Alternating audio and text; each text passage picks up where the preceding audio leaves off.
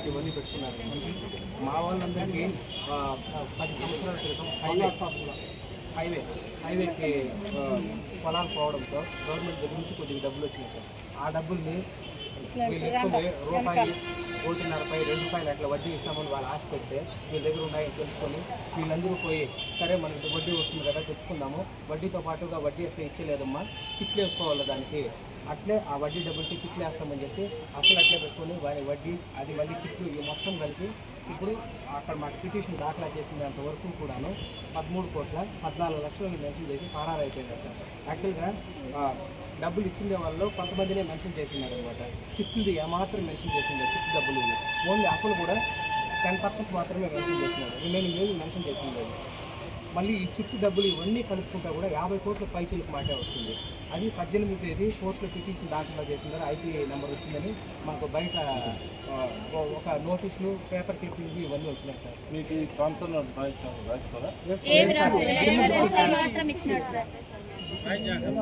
బుక్కలు రాసినారు sir, అందరికీ బుక్కులు ప్రతి ఒక్కరికి అసలు ఇంకొంతమంది ఏమరా అంటే గోల్డ్ పెట్టుకున్నారు, గోల్డ్ స్లిప్ అవన్నీ వచ్చినారు, ఆమె డబ్బు కూడా కట్టేసి వెళ్ళిపోయింది. ఆమెకి బంగారు ఇవ్వలేదు, డబ్బు కూడా ఇవ్వలేదు సార్. ఇవ్వండి సార్ ఆమె స్లిప్పులు, ఆమె గోల్డ్ పెట్టి కుదవ పెట్టుకొని డబ్బులు కూడా కట్టుకునేసినాడు, గోల్డ్ ఇవ్వలేదు, అసలు డబ్బులు మాట ఏమీ లేదనమాట, ఏమీ లేదు.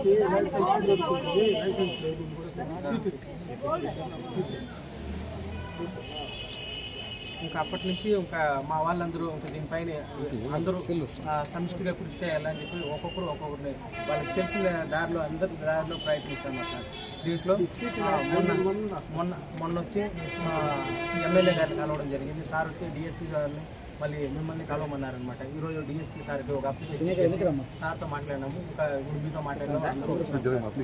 మా వాళ్ళందరూ కూడాను ఏదో అక్కడ ₹1 వస్తుందని ఆశపడి అక్కడ పెట్టి మళ్ళీ వీళ్ళందరూ చిట్లు వేసుకొని మళ్ళీ వీళ్ళందరూ డైలీ వెళ్ళారు సార్. కూలీ పనికి పోయేవాళ్ళు, మేస్త్రి పనులు, కూరాకులు అవన్నీ అమ్ముకునేవాళ్ళు సార్. వీళ్ళు రోజువారీ కూలీ చేసే తప్ప వాళ్ళకి గడవదు. అలాంటి కుటుంబాలనే సార్ ఇవన్నీ కూడాను.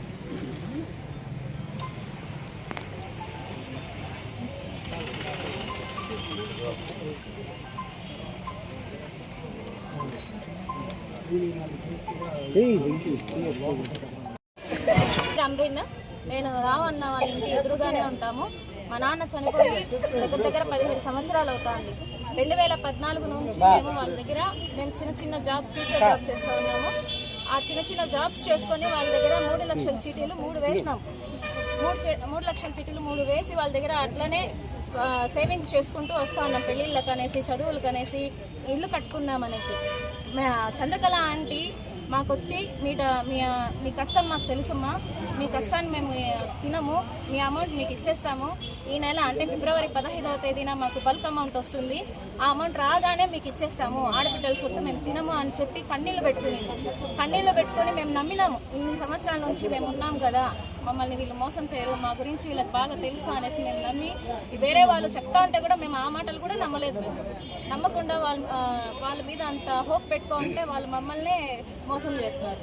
మాకు 10 లక్షల రూపాయలు రావాల్సి ఉంది వాళ్ళ దగ్గర నుంచి. ఎలాగైనా మాకు హెల్ప్ చేయాలనేసి గవర్నమెంట్ తరఫు నుంచి వేడుకుంటున్నాం. చెప్పిస్తారు వాడు దొంగ అని, వాడు మంచి బాధపడుతున్నారు.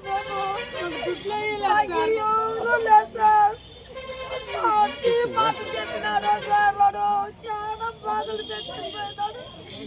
అన్నము నీళ్ళు పుట్టలేదు సార్, నాది సార్, వాడికి 5వ తేదీ సార్ చెప్పినాడు సార్. వాడు ఎంతో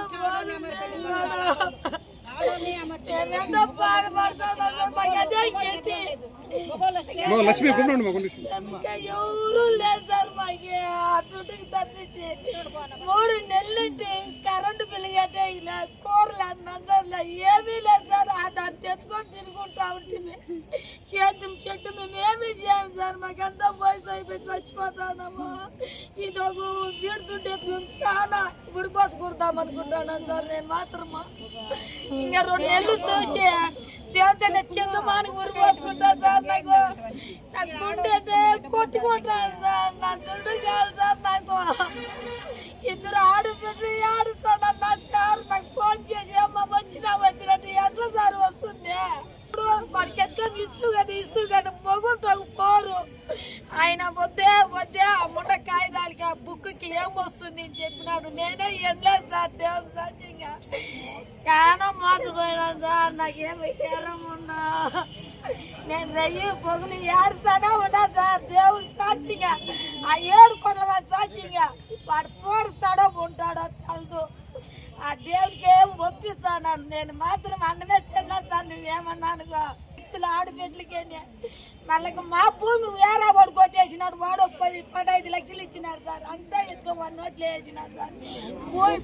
భూమి పాస్ బుక్కులు వాడు కొట్టేసినాడు సార్. మా భూమి అమ్ముకునే గెత్తి లేకుండా చేసేసినాడు సార్. ఉండారు వెంకట్రావుకు నా కొడుకు పెళ్లి కాగా చేసి పెట్టిన డబ్బులు సార్.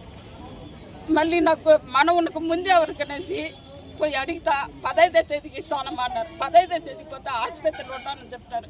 మళ్ళీ పోతా 18వ తేదీ మనిషి లేదు సార్. నీకు ఎంతో నాకు సహాయం చేసినారు.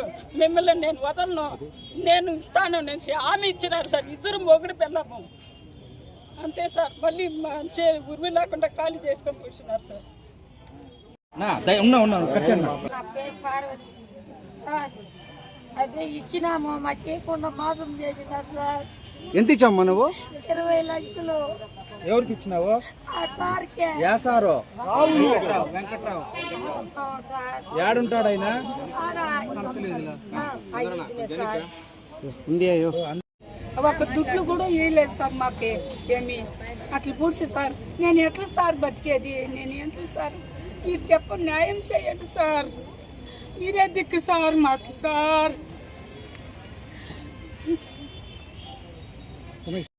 15 సీట్లు ఉండగానే నేను సీట్ ఎత్తకపోయినా సార్. మా పిల్లలు గుళ్ళు బాగాలేదు, సేమ్ సీట్ ఎక్కకపోతే వాళ్ళు 4 లక్షలు కట్టమన్నారు సార్. నా తర్వాత డబ్బులు లేదు. సీట్ ఎత్తేకొస్తే నీకు నువ్వు లాస్ట్లో ఎత్తుకుని లాస్ట్కి చేసి ఇప్పుడు 6వ నెల అయిపోయింది సార్. సీట్లు ఆ డబ్బు ఇవ్వలేదు. మళ్ళీ డబ్బు అడిగితే ఇంకొక సీట్ వేస్తే ఇస్తాలే అంటే ఇచ్చలేదు ఉన్నాడు సార్. మళ్ళీ ఇంకొక సీటు కట్టినాను, 15 సీట్లు కట్టినాను సార్. దానికి ఆ డబ్బు ఇవ్వలేదు, ఈ డబ్బు ఇవ్వలేదు. ఇస్తా వెంకటేశ్వర సత్యం చేసి సార్, బిడ్డల సాక్షిగా ఇస్తామని సత్యం చేసా. లాస్ట్కి రాత్రే వెళ్ళిపోయినాడు సార్. మాకైతే ఏం ఊరు సార్ మమ్మల్ని కాపాడే వాళ్ళు. చాలా మందికి ఇవ్వాలి సార్. గంగవరంలో చాలా మందికి ఏమార్ చేసి వెళ్ళిపోయినాడు సార్.